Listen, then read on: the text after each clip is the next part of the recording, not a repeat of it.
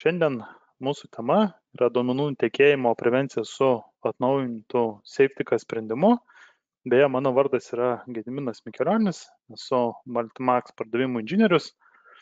Ir šiandien kalbėsim apie SafeTIC, būtent visas jos galimybės, trumpai paminėsiu, ką gali ir kas yra naujo. Beje, keičiasi pati produktų pavadinimai šiek tiek.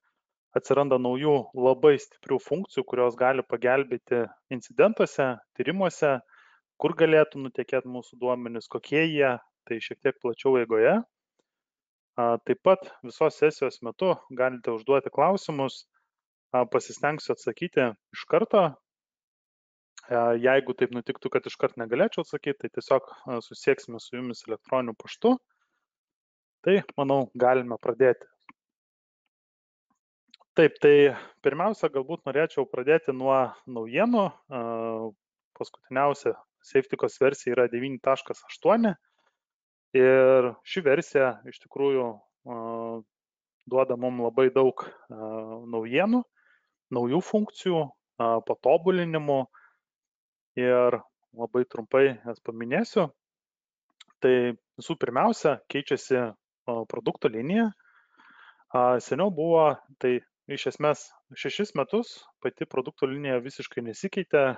Na ir atėjo laikas, kai patys produktai įgijo daugiau funkcionalumo ir atsirado kaip rinkos reikalavimai tam tikri, kurie buvo integruoti į šį sprendimą.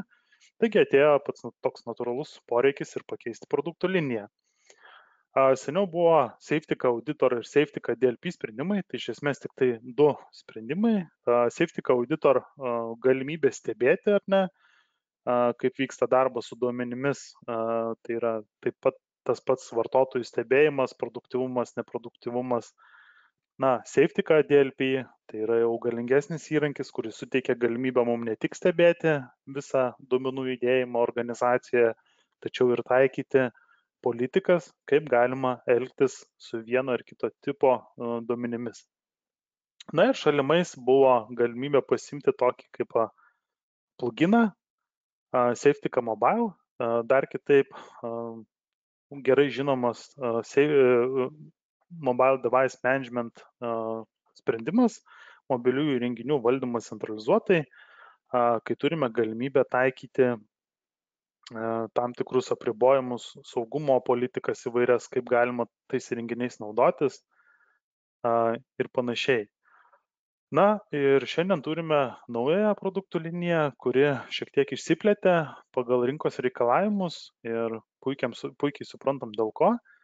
Tai atsirado 3 pagrindiniai produktai, tai SafeTIC Discovery, SafeTIC Protection ir SafeTIC Enterprise.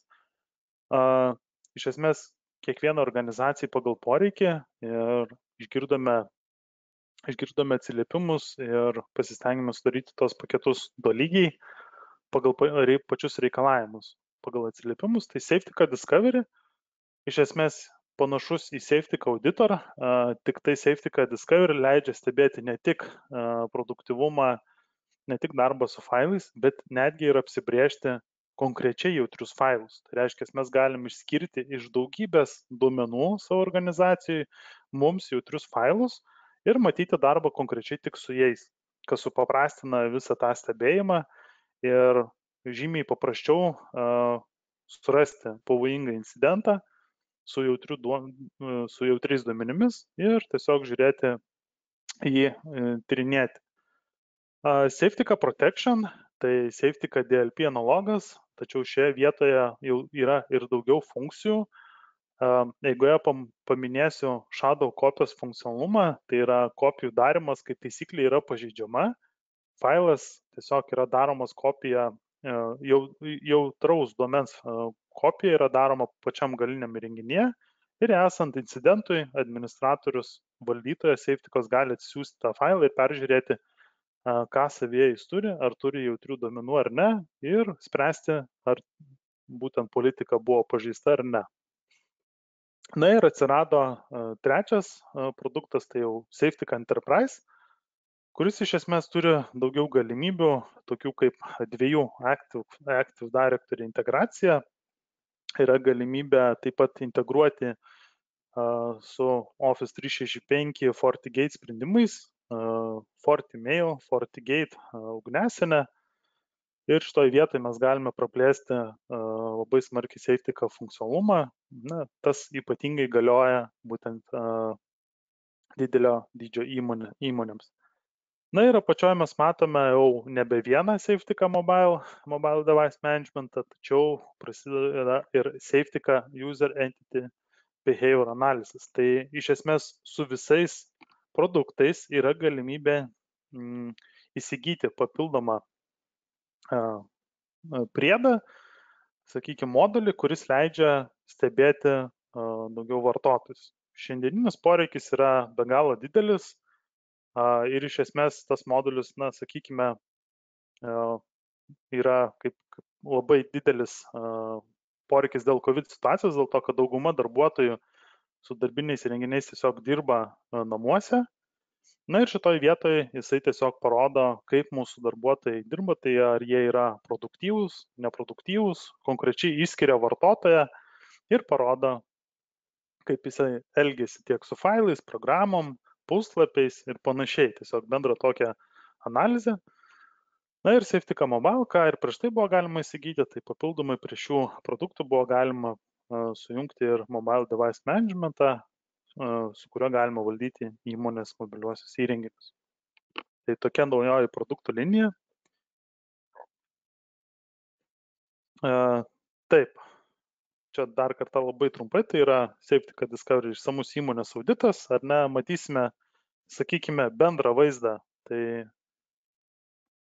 darbas su failais, darbas su aplikacijom, tinklapiais ir turime galimybę apsibrėžti savo jautrius duomenis, ar tai būtų asmens kodais, kortelių duomuo kažkoks ir panašiai. SafeTK Protection jau galime ne tik stebėti, bet ir taikyti būtent politikos duomenims. Na ir SafeTK Enterprise jau didžiai organizacijai, kurios turi įvairius sprendimus. Tai analogiškai SafeTK yra parengus šitam produktą tam tikrą stipresnį integraciją. Ir papildomi 2 moduliai. Tai, kaip ir minėjau, vartotojo ir subjekto elgesio analizė, papildomas modulis, kuris suteikia, išskiria tiesiog vartotojus, yra galimybė kiekvieną iš jų peržiūrėti atskirai. Taip, tai visą naująją produktų liniją yra galimybė tiesiog pasiskaityti daugiau šios informacijos. Visa informacija yra pasiekiama adresu safetyk.lt. Na, kaip pavyzdys galiu šiek tiek ir parodyti. Tai nuėjus į SafeTK.lt mes turime galimybę tiesiog užsiregistruoti nemokamam bandymui, tai yra bandomoji versija, kurios metu aš tiesiog be abejo jums pagelbėsiu viską susidėlioti savo vietas ir taip pat yra galimybė peržvelgti visas funkcijas pagal produktą ar ne ir ką kiekvienas produktas iš jų turi savyje. Tai tikrai kviečiame apsilankyti safetyk.lt puslapį. Tikrai yra daugiau informacijos ir be abejo turėsite galimybę tiesiog išbandyti produktą. Tai iš pradžių norėčiau parodyti patį pigiausią ir pačią, sakykime, Discovery produktą, tai yra tik stebėjimui skirtas produktas. Iš esmės, kaip jis atrodo dabar, Auditor jau buvo seniau ir iš esmės, na, analogiškai atrodo, gal tiesiog nedaug žymiai skiriasi. Tai šioje vietoje pirmiausia, ką norėčiau parodyti, tai WebSafeTK-oj.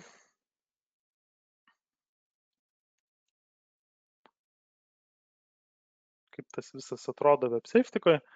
Na, iš esmės mes matome tokius skiltis, ar ne, tai dashboardas tai rodo tą bendrą vartotojų, kaip pasakyti, operacijas, vartotojų elgseną, tokią apipavidalintą informaciją. Tačiau Data Security skiltyje jau matytumėm šioje vietoje daugiau tokios informacijos apibendrintai. Tai tas User and Entity Behavior Analysis modulis duoda papildomą skiltį, kurioje matome darbą apie kiekvieną vartotoją, informaciją apie kiekvieną vartotoją. Čia tiesiog demo aplinkoje, kadangi jokios papildomos tokios informacijos neturiu, pereisiu jau prie tikrai, kur yra daugiau tos informacijos ir kaip atrodo viskas. Tiesiog čia paprasčiausiai Discovery licencijoje mes tiesiog neturim galimybės matyti informaciją apie konkretų vartotoją.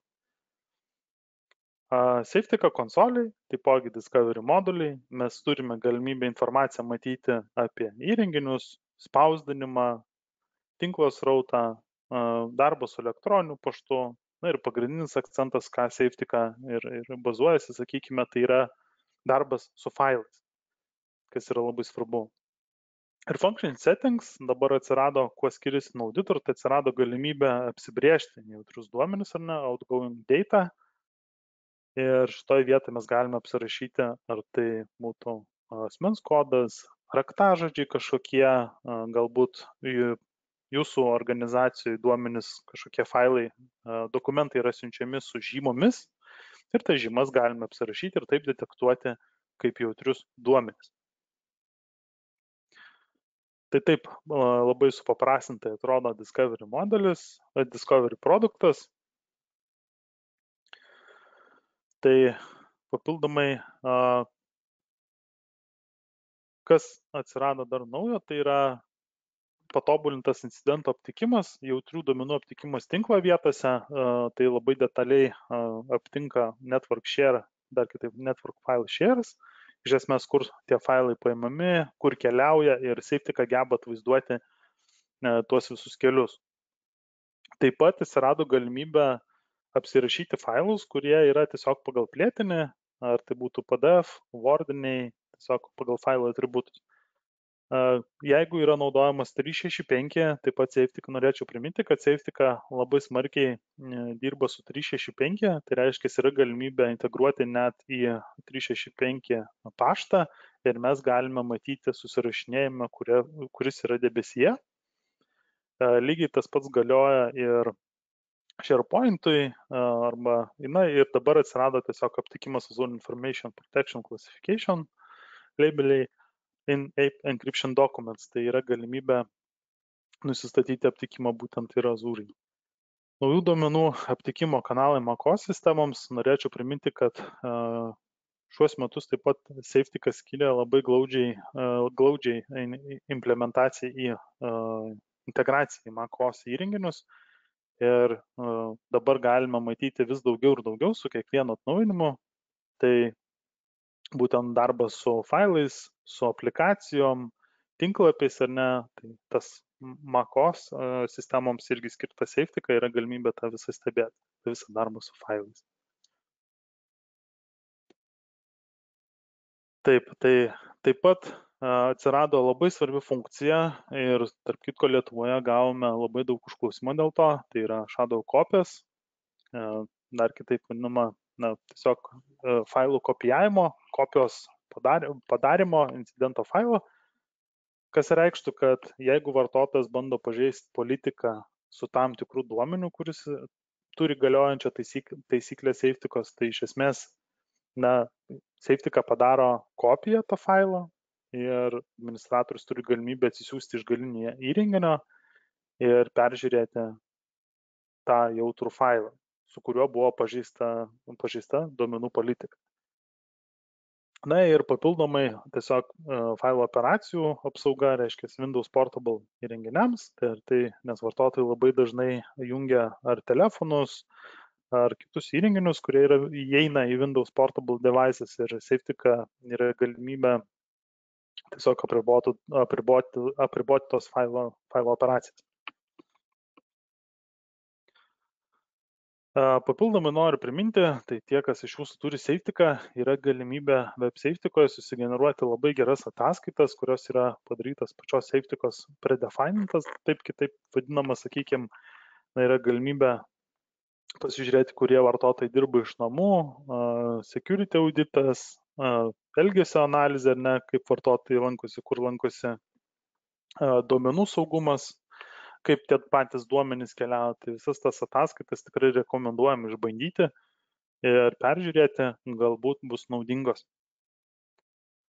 Tai visgi tie, kurie yra visiškai nauji ir tik bando pažindinti su SafeTech sprendimu, tai aš tiesiog pasakysiu, ką jinai apskritai gali.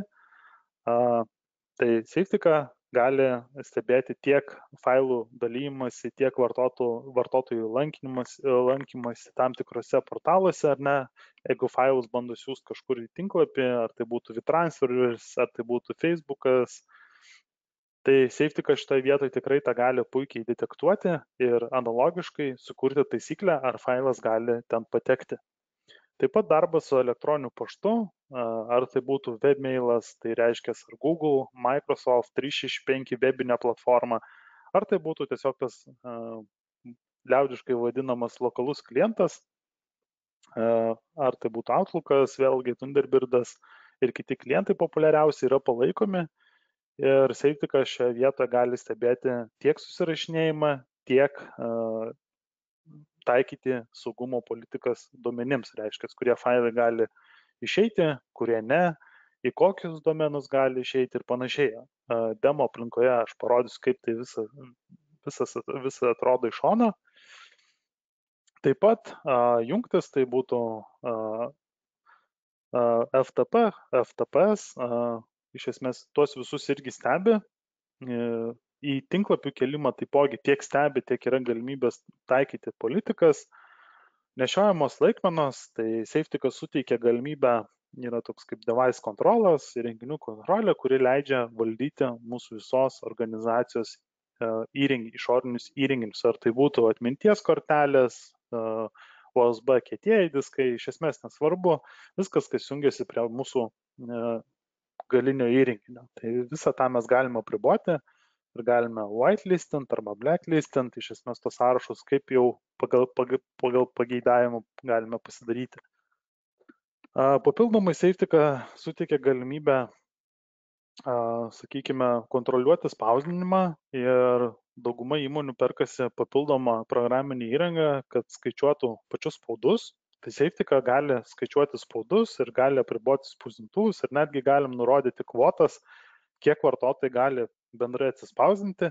Jeigu kvotos yra pažeidžiamos, administratorius yra informuojamas ir jisai gali praplėsti tuos spaudus, kad vartotojas galėtų toliau spausdinti ar ne. Tiesiog esmė yra ta, kad mes matysime, kokie failai yra spausdinami, mes galėsim tą visą eismą reguliuoti. Taip sutaupydami nemažai kaštų pačios įmonės ir taip pat žiūrėti, kad kažkas neatsargaus būtų atspausdinti per klaidą. Kalbant apie operacijas, tai kopijuoti, įterpti, vilkti ir numesti, tiesiog copy-paste, taip sakykime, liaudiškai irgi vadinant, tai yra galimybė riboti su tam tikrais failais, irgi apsirašom failus ir apsirašom, ką su jais galima daryti. Tai eigoje aš parodysiu, kaip tas atrodo iš šono. Jungtis grįžtant, tai ne vien išorinius įrenginius, galime ir iš jūs riboti iš pačio įrenginio, ar tai būtų Bluetooth, FireWire jungtis ir panašiai. Yra galimybė apriboti, kad, kaip pavyzdys, jeigu jūsų organizacijoje veikia saugumo tam tikros politikos, kurios draudžia naudotis ir šiais iš pačio galinio įrenginio, tai galim jas visur keliais paspaudimais ir užblokuoti ir leisti tik tai įmonės įrenginius. Didelio susidomėjimo sulaukime, kai pradedame kalbėti apie susirašinėjimo programėlės, kadangi karantino metu tai yra labai aktualu. Ir tokie kaip Teamsai, Skype'ai, Viberiai, iš esmės tų aplikacijų esu išbandęs labai daug, gal apie 20 populiariausių.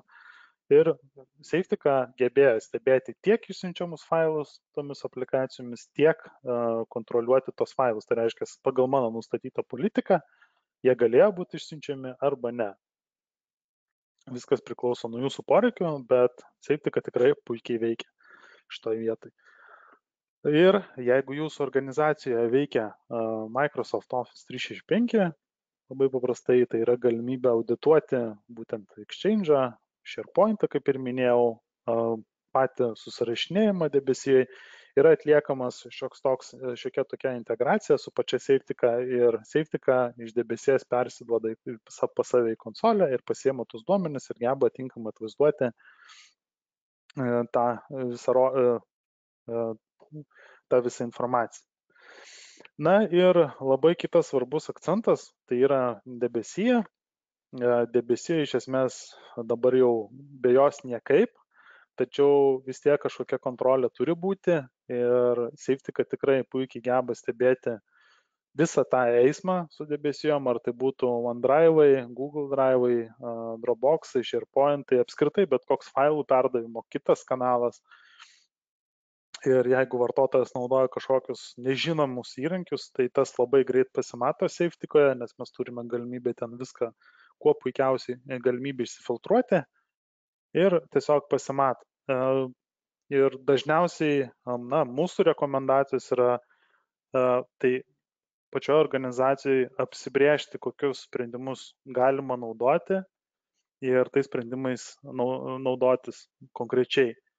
Tam yra daroma dėl to, kad duomenų apsauga būtų iš esmės prižiūrima, nes kai yra naudojama labai daug kanalų, kiti kažkokie mažiau žinomi debesijos sprendimai arba tiesiog vartotojui pačiam leidžiama nuspręsti, kokiais sprendimais naudotis, iš tikrųjų yra labai didelis chaosas tame esme ir mes negalime jo tinkamai kontroliuoti.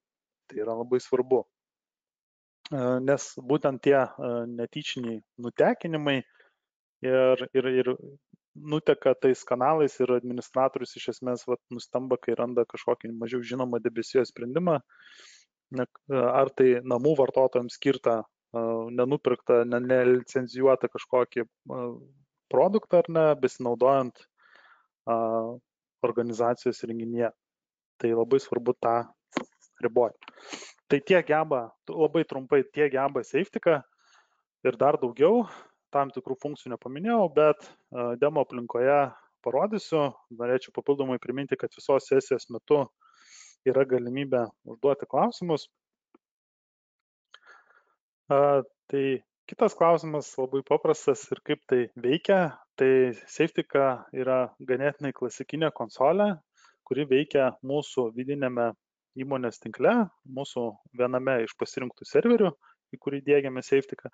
Na ir pati struktūra yra labai paprasta, yra Safetika Management konsolė ir pats serveris. Ir ten mes su ją kaip ir darome, konfigūruojame, renkame reikalingą informaciją, taikome politikos keliauja į pačius įrenginius, į galinius įrenginius yra diegiami du komponentai, tai yra agentas ir yra klientas. Agentas atsakingas už ryšį su konsolė tarp įrenginio, o klientas veikia kaip, sakykime, principų, kaip antivirusinės principų, daugiasluoksnė apsauga, tik patiems failams, kad juos stebėtų ir žiūrėtų, ar jie nepažeidžia jokios mūsų jau sukurtos taisyklės. Taip, tai tiesiog pereinu prie demo 9.8 versijos ir kartu su modeliu Users Identity Behavior Analysis, vartotojo elgesio analizės moduliu. Tai iš esmės labai pats vienas populiariausių mūsų produktų, tai yra būtent Safetika Protection. Na ir čia iš tikrųjų tos informacijos labai daug, bet gal ne nuo konsolės pradėkime, o nuo demo. Ir pats paprasčiausias dalykas, aš Safetikoje esu apsirašęs asmens kodą. Asmens kodas gali būti tiek ateinančiose failuose, tiek sukurtas pačio vartotojo. Šiuo metu aš tiesiog sukursiu asmens kodą.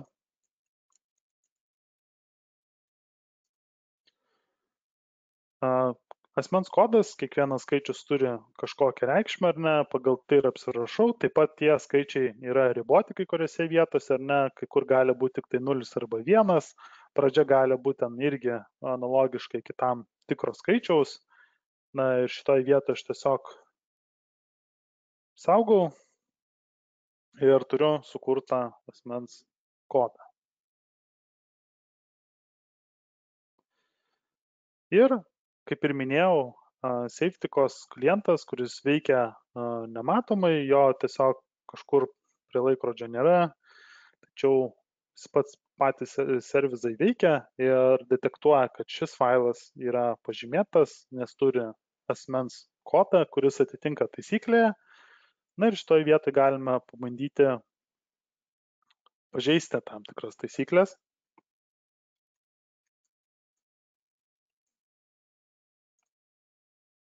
Ir pabandysiu. Tarp kitko, tikrai turėjome nemažai patirties su Gmail, būtent su Gmailiniam paskirom, tai pagal tai galime spręsti, kad, dažniausiu atveju tai yra namų vartotojai ir taip, per klaidą yra darbuotojai nutekinę jautrios informacijos būtent taip. Ir šitoj vietoje aš tiesiog pasirenku prisekti failą nuo darbalaukio, konkrečiai mūsų asmens kodą ir pabandom išsiųsti. Matome, kad SafeTika iškart sureaguoja. SafeTika realiu laiku sugebėjo aptikti mano sukurtą duomenį ir mano sukurtos duomuo atitiko kriterijus ir iš karto buvo taikoma politika. Aš politikoje uždraudžiau siūsti į Gmail domeną šituos asmens kodus ir man iš karto tą ir parašo, kad buvo užblokuotas laiškas dėl to, kad yra kategorija asmens kodas ir būtent konkrečiai, kad aš negaliu siūsti į tam tikrus adresus.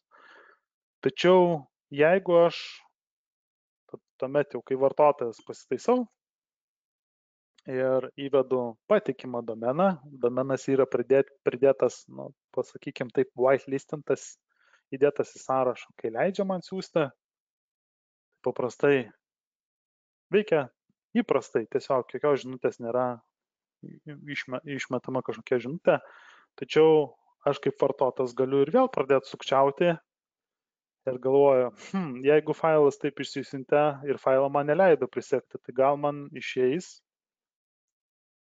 parašyti ranka.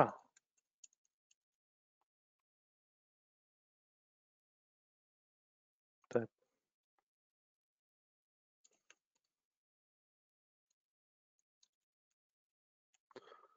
Parašau ranka asmens kodą,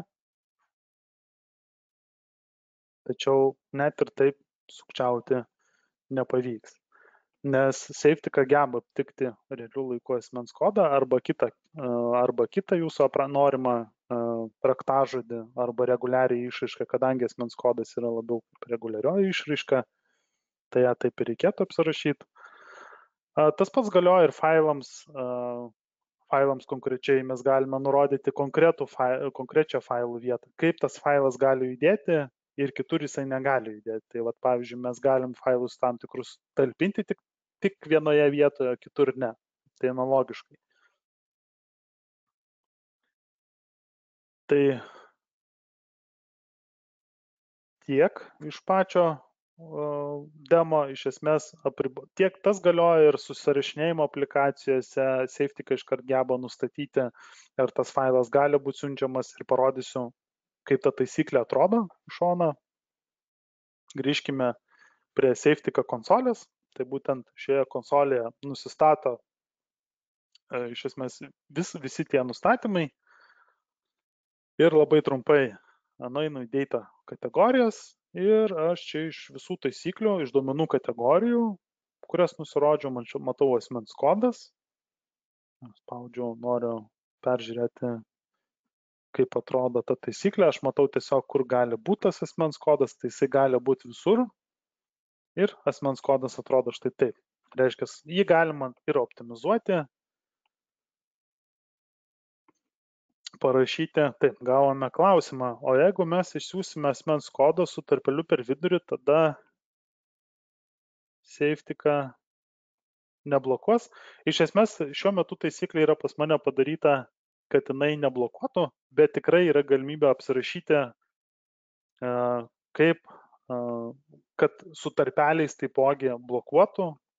Šitoj vietoje yra galimybė ir apsirašyti tuos visus tarpus. Tai tikrai apėjimą tą galim smarkiai apriboti ir vartotojas net jeigu ir su tarpais parašo, tai tiesiog aš manau, kad jeigu aš sukurčiau analogišką taisyklę, nusirodyčiau tarpų šitoj vietoj, tai jisai SafeTika detektuotų analogiškai, ar ne?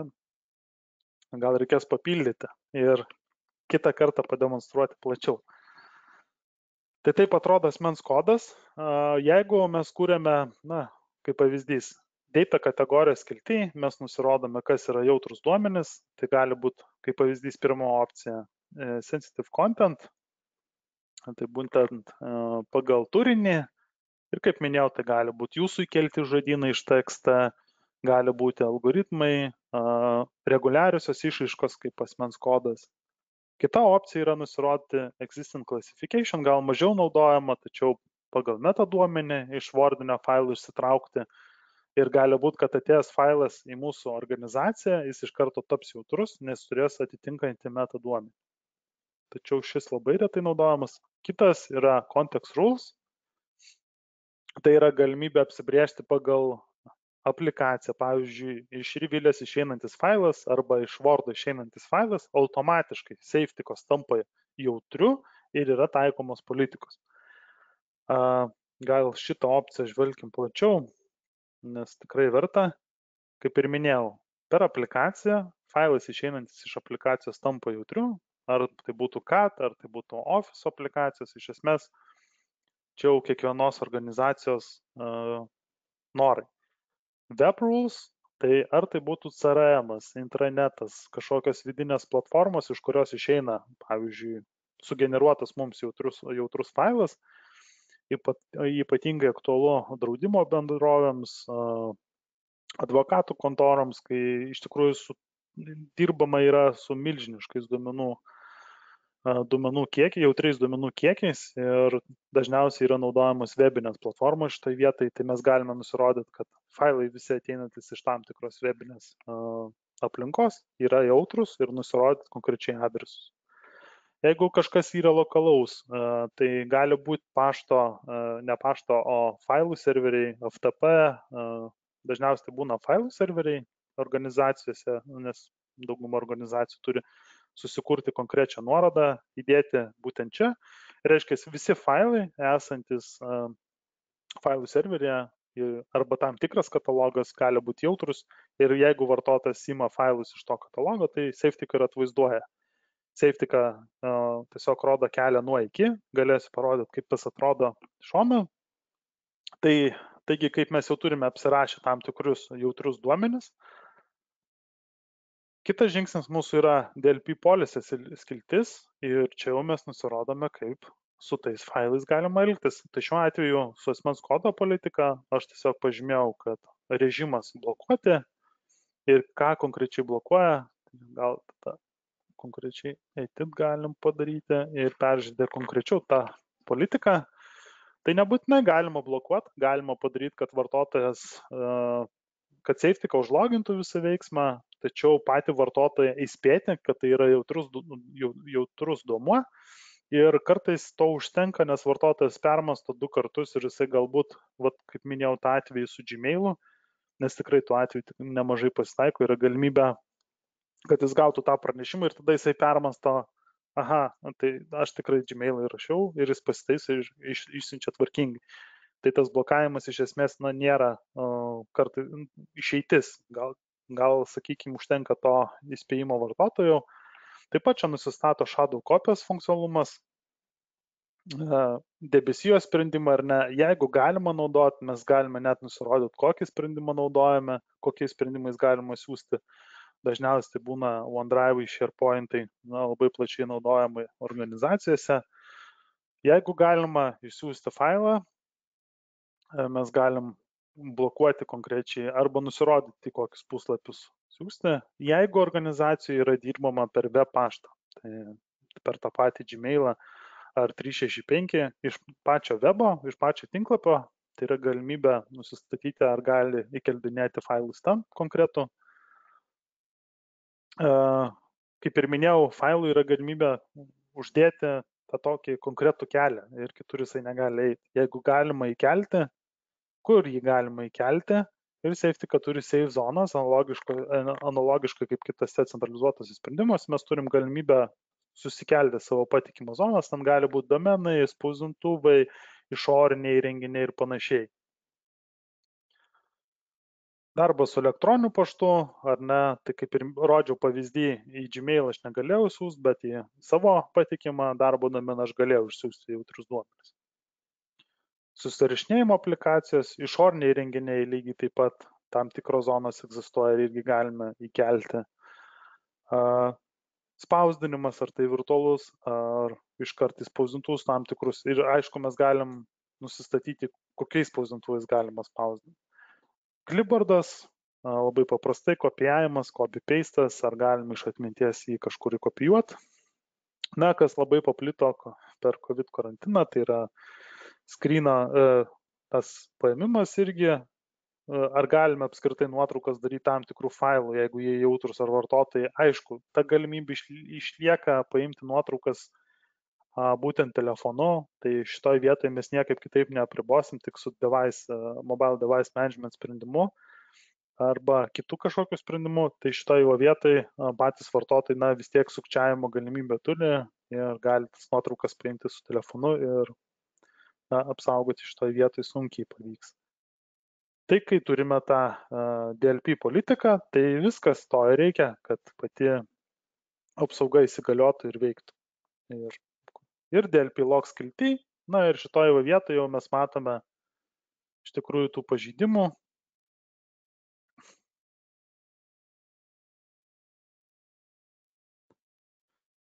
Ir yra, mes matome jau pažeidimų būta, bandyta asmens kodą siūsti, aišku, tai yra demo aplinka ir bandžiau siūsti susirašinėjimo aplikacijom. Ir yra galimybė paspaudus ant details peržiūrėti tą visą informaciją papildomai, kur tam kas bandė siūsti, kas siuntė, kur siuntė, koks vartotojas, programa, domenas, reiškia, visą tą informaciją mums pateikė. Taip pat mums pateikė visą attachmentą ir yra galimybė, kaip aš minėjau, atsisiųsti tą patį failą.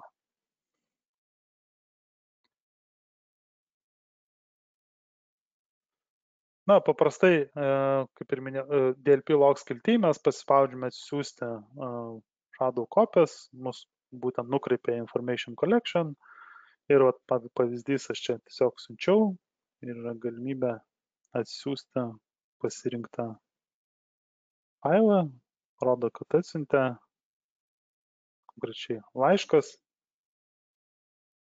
ir aš galiu atsidaryti netgi tą laišką.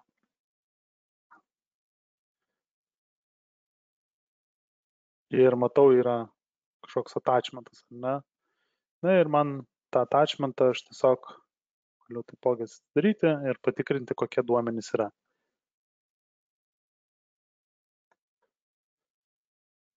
Tai tiek iš DLP skilties, na be abejo, šitoje vietoje mes turime dar tikrai nemažai papildomų funkcijų, zonos, kaip ir minėjau, disguar skiltis, ar ribojame kitus debesijos sprendimus, ar yra galimybė apriboti prie tam tikrų folderių prieimą tam tikriems vartotojams, ar ne.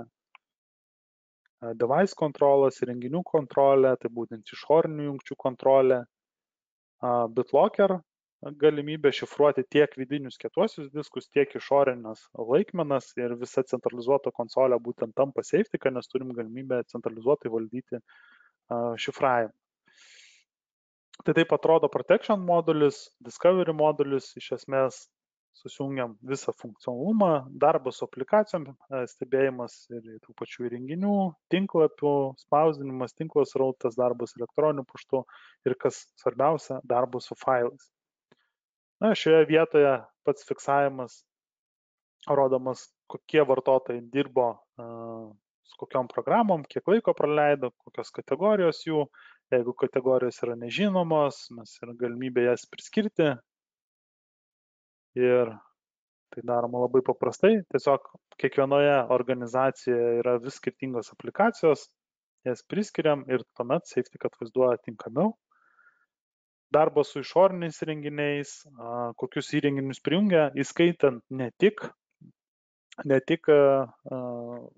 išorinius pačius įrenginius kaip išorinės laikmenas, išorinius kietuosius diskus, tačiau bet kokius kitus įrenginius, tai gali būti monitorius, klaviatūra, pelė, tai matysim net ir šią informaciją.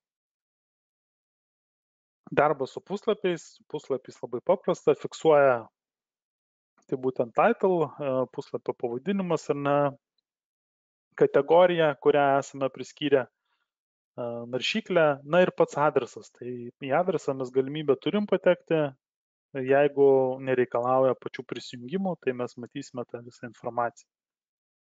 Iš esmės.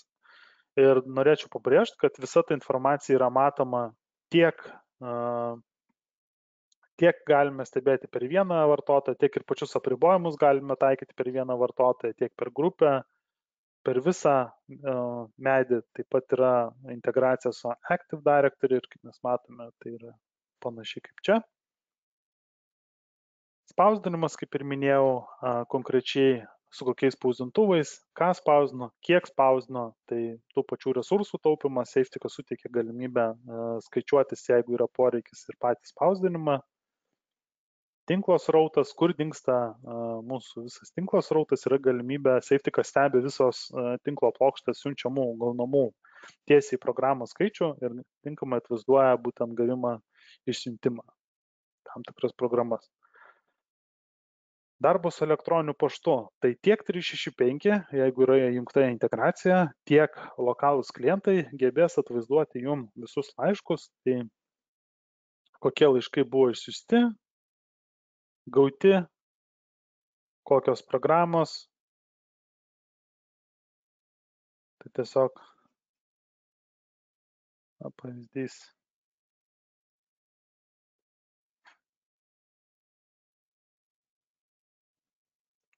Tai Safetika nerodo pačio susirašinėjimo ir Safetika apskritai stebi ne darbuotojus labiau, bet pačius duomenis, tiek, kiek juos reikia apsaugoti.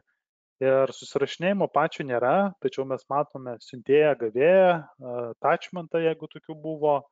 Jeigu buvo pažeista kažkokia duomenų saugumo politika, taip pat yra atvaizduojama ir rodoma daugiau informacijos apie tai.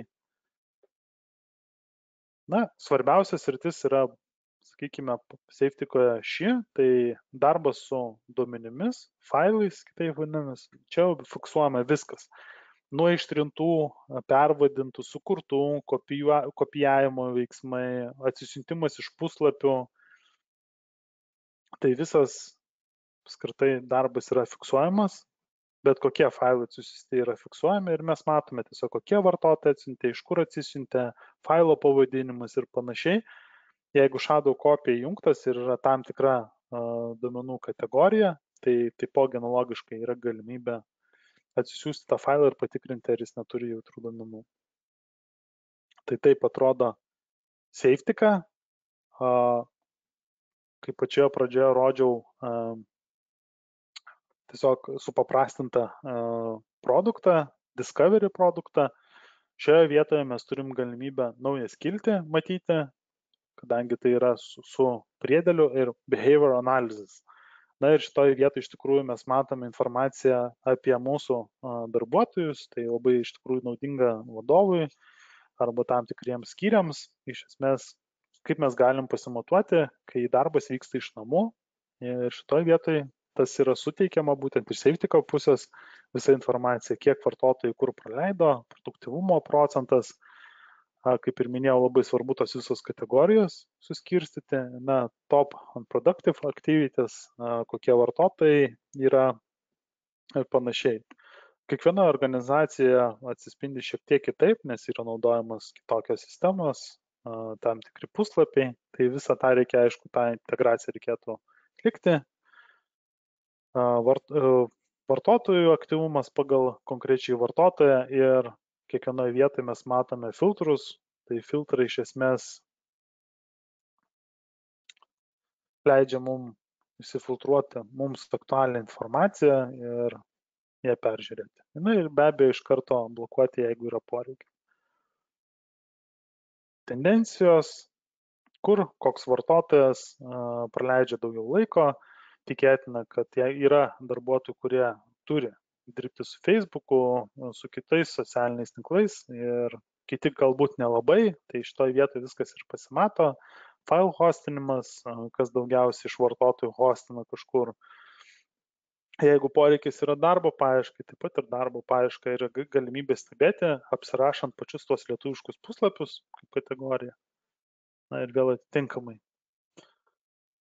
Tai tiek daug informacijos rodo WebSafety'ka, labai trumpai. Ir grįžtant prie pristatymo, klausimų matau daugiau nesulaukiu. Tai kiti svarbus pakeitimai, nuo šiol Safety'ka Mobile Device Managementas palaiko Fully Managed Device, tai atsiranda naujas režimas Android OS operaciniams sistemams, tai iš esmės leidžia pilnai valdyti mūsų mobiliuosius įrenginius. Sustiprintas palaikymas Zoom, Signal Stream susirašinėjimo aplikacijom. Tiesiog Safety'ka labai didelį dėmesį kreipia į susirašinėjimo aplikacijas taipogi, nes tai yra kritinė vieta, kur duomenys tiesiog perduodami labai gausiai ir tas pats filtravimas turi išlikti tikrai geras. Patobulintas palaikymas būtent Active Directory, kas labai šitoj vietoj džiugina, tai kai yra atliekamas integracija, sinchronizacija su Safety'ka ir Active Directory, tai net jeigu ir vartotojo pasikeičia pats slaptažodis arba sinchronizacija kažkokiu būdu nutrūksta, yra galimybė, tiesiog Safety'ka nieko nenutrūksta šitoj vietoj ir laiko taip Active Directory tą medį toks, koks jis paskutinį kartą buvo. Tai iš esmės šitoj vietoj yra labai šaunu. Na ir stabilumo patobulinimai su kiekvienu atnaujinimu, kad pats įrenginys nejaustų Safety'kos, nors atrodo Safety'ka iš tikrųjų labai daug daro, tačiau pačiam galiniai įrenginiai to visiškai nesijaučia. Tai tiek šiandien, klausimų matau daugiau nėra. Taip, matau klausimas, ar darote Safety'ka praktinius mokymus, kiek jie kainuoja. Tai Safety'kos praktiniai mokymai nieko nekainuoja, yra visiškai nemokami, taip pat mūsų pagalba yra visiškai nemokama, pagelbėjame diegime, jeigu yra poreikis, pagelbėjame su taisyklėmis, būtent kaip ir asmens kodas ar kažkokia kita duomenų kategorija. Tačiau pageidavimas yra, kad pats administratorius būtų dedikuotas administratorius, kuris Safety'ka valdo, kad nebūtų taip, kad Safety'ka valdau aš, nes to daryti tiesiog negaliu kitoj organizacijai. Ir tiek, tai visiškai nemokamai tos praktinius mokymus mes darome. Taip, klausimų matau daugiau nėra. Tai tiek šiandien. Norėčiau palinkėti likusios geros savaitės. Jeigu atsirado klausimų, galite kreiptis tiesiogiai į mane, gediminas@baltimax.com. Kita reikalinga informacija pasiekiama safetyka.com arba safetyka.lt. Tai tiek šiandien ir iki.